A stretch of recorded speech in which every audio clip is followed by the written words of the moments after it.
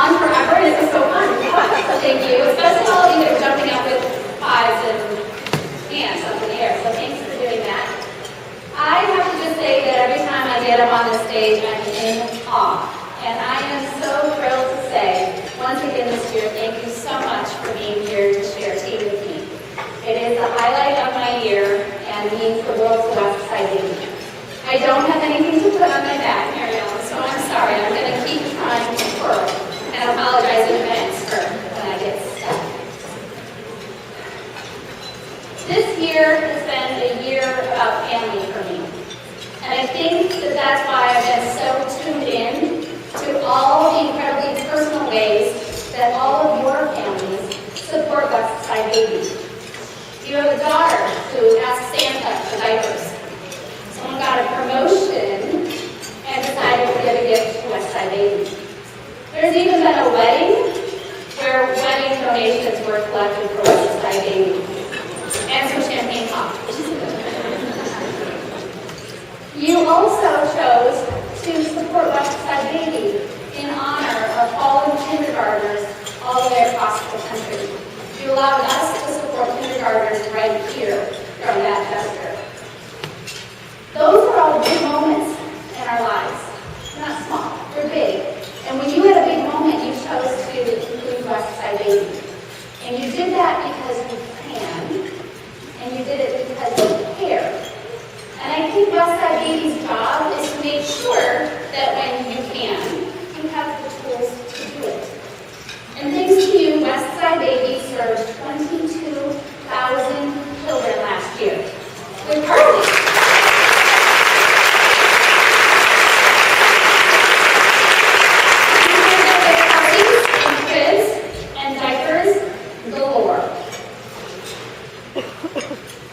That is the way that we let you connect to your community. So we like to think it's a partnership where we are providing you an opportunity to be a part of something that you might not otherwise be a part of. So I'm going to talk a little bit today about family, like I just said. I'm going to talk about yours, and I'm going to talk about mine. My family has had a year. We just had a year. And my kids have learned a lot about love and loss and giving and receiving. And I have learned how much my community needs me, but really I also learned how much I need my community. And I think the lesson from that is that your community needs you, but you need your community too. So I'm going to tell you a couple of stories, and I just want to be clear at the onset. I'm going to talk about some challenges. Our challenges, the challenges that I'm going to talk about that were part of my life and my story, are nothing compared to the hurdles that the families that we serve face every day. They are big to me, but they're really nothing compared to what these families are dealing with all the time. So I'm going to tell you about 3 reasons why I care. Why I think that I am woven together this way. One of them is that I learned compassion. I learned compassion from my mom. I believe my mom was one of those people that was given just a little more love in her world than the average person. And we used to drive in our car every day down a big 4-lane highway, and there was a little old lady who used to ride a bicycle. Had a big orange flag on the back. It was actually kind of funny, especially if you were about 10.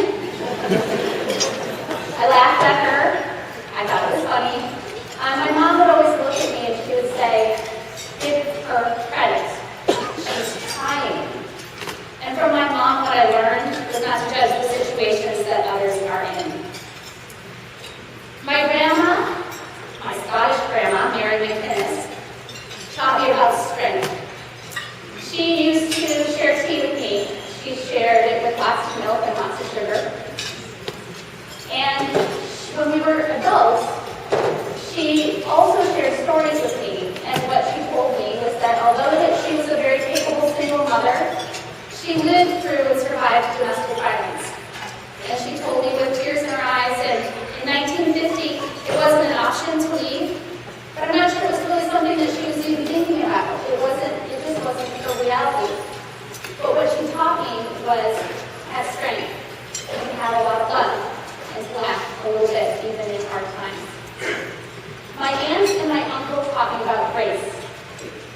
and they took in 120 foster children over the course of 20 years.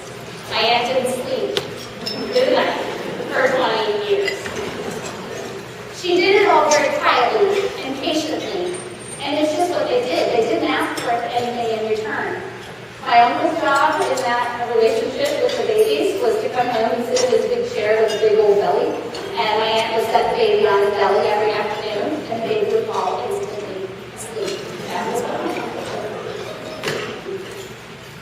But my aunt and uncle taught me about grace, and our mission at WestSide Baby is a lot like my aunt. Quietly, and without asking for anything in return, we take things in and we pass them back out to local children in need. We do what we can to provide what we can to help babies that are in crisis. And my aunt and uncle taught me how to do that. I still strive to have the patience that they have. That I don't ask my children about that. But at WestSide Baby, that's really what we do. We try to take things in, and you all are taking things in, or giving us the items to take in.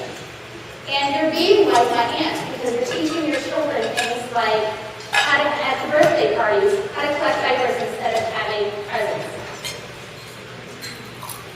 You teach your little girl, where are you at? You teach your little girl to take her pocket money and make blankets for us. And most of you in this room, and maybe by the end of the day, all of you, also give your pocket money. You're all giving something straight to us, without asking for anything in return. And WestSide is your avenue. It's your avenue to stretch a little, to risk a little bit more than you might otherwise do a bit more. And I think it's going to profoundly change your life in the same way that it will profoundly change the lives of the children that we serve. I learned about giving and stretching and taking risks a little bit more than I otherwise would from my dad. My dad was all about community. He served on every board and led every board that he was asked to be a part of. He dove right in and shook things up and got things done. He taught me that our good fortune in our family had nothing to do with our abilities or anything that we deserved. It was all about luck and faith, and that we were no more deserving than anybody else. My dad was a very successful business advisor, and yet he would turn and look at me and say, "Don't they know I'm just a poor kid from Detroit?" They didn't know, but he got things done. My dad taught me about being grateful, but more importantly, he taught me about taking gratitude and turning it into action and doing something with it. He showed me how to show up, how to be there, because he did, always. This all ties back to WestSide Baby, because WestSide Baby gives you the opportunity to show up and to be there. WestSide Baby is in our 13th year, and about 13 years ago, Donna Pierce showed up. She's our founder. She's sitting up here.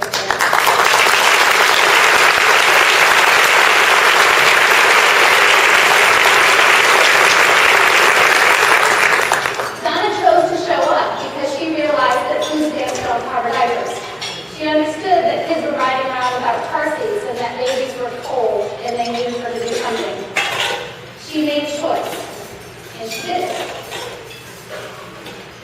And part of knowing that that was really important struck home for her because she had two little babies of her own at home. And it was really hard to be a mom of two little babies. And that's when you had resources and you had a husband to help and family around you. It's hard. So she showed up and she shook things up, and here we all are with 550 people together.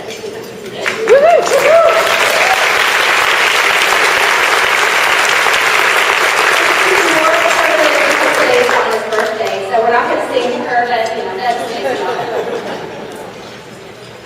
So the families we serve find themselves sort of caught between situations of really bad luck and really bad options. And it really makes me think how much of our lives are luck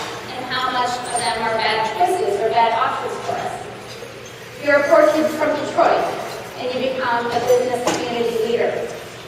You're a foster child, but you get placed with my aunt and uncle, which is a pretty great, lucky thing to have happen. You get a job. You lose a job. Your mother gets sick. Your father gets well.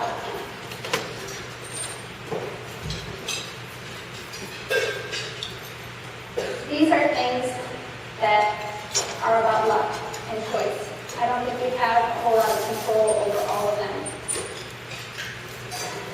And in situations where you're waiting for the diapers to come, whether it's at your home and you're down to your last one, the diapers get delivered or the diapers don't show up. And that happens to us sometimes with big semi-trucks full of food. So the families that we're talking about, they have these different kinds of choices. Their choices are things like, do I eat today or do I feed my children? Do I stay with the abuser or do I try to get us out? Do I use that very last diaper that I have or do I use paper towel? Or even more so, the family that we heard from last week, do I take a disposable diaper, rinse it out, and hang it up and use it again? This happened in just our community last week. You are all making choices too. In this room, there's a grandma who made 1,150 blankets for us. I shouldn't say diapers, that would be so much. Matt is here. She's made 1,150 blankets for us.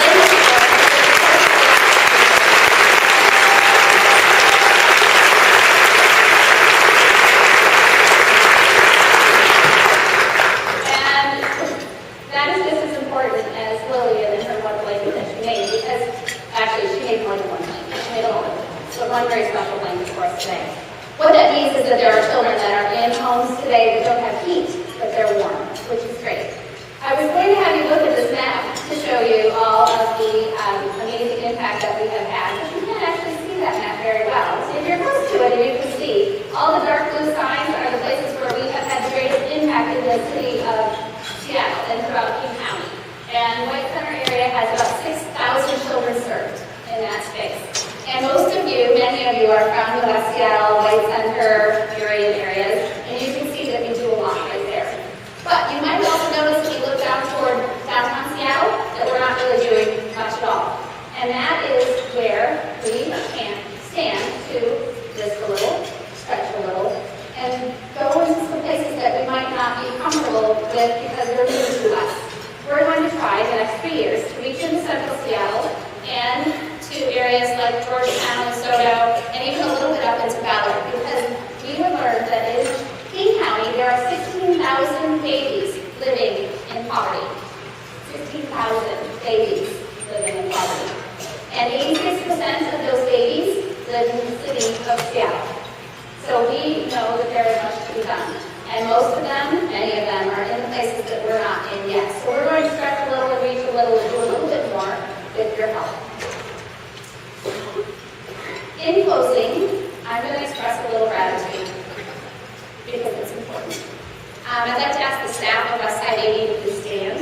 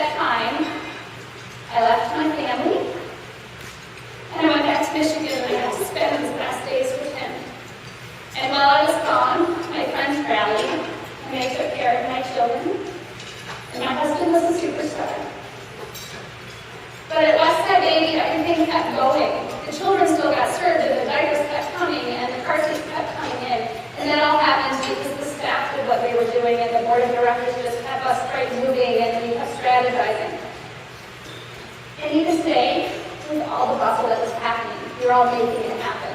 And that can't happen for me alone.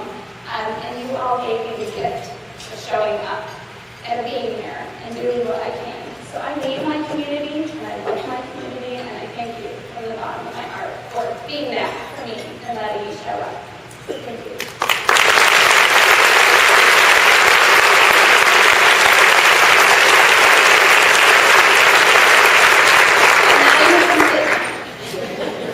I promise we're going to be standing for very long, and I'm almost done. This has gone way longer than I thought it would, but I apologize. I just want to end by saying that community is important, gratitude is paramount, and giving of yourself is really critical. And then I'm going to add that if my dad were here right now, he might say, why not? Why not do more?